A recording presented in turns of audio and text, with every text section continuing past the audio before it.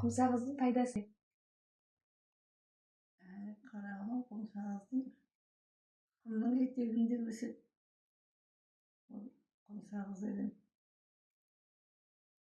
ауыздың дәмін алу үшін, тістерін ағарту үшін, өгінде басқа ештеңе жоқ қой сол сағыздан басқа. Сол сағызды шайнап, түп-түп болып шығады ғой. Соны сорғалап ертең үйелдің кездерінде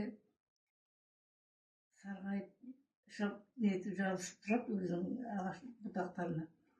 Соны үзіп алып, теріп алып шайнаймыз ғой біздер енді. Баламыз ол кезде. Құмсағыз қай жерлерде өседі? Құмсағыз қызылтақ жерлерде өседі. Қоңырлықта құмсағыз болмайды көп. Шағылдың етектерінде. Әже, сіздердің кездеріңізде құмсағыз болды ма? Құмсағыз болды. Құмсағыз құмда шағылда өсетін өсімдік. Сүті шығып тұрады. Сол мезгілде құмсағызда теріп аламыз да шайнаймыз. Бір-екі шайнап төгіп тастайсың, содан кейін шайнайсың. Құмсағыздың пайдасы тісті тазалауға өте пайдалы.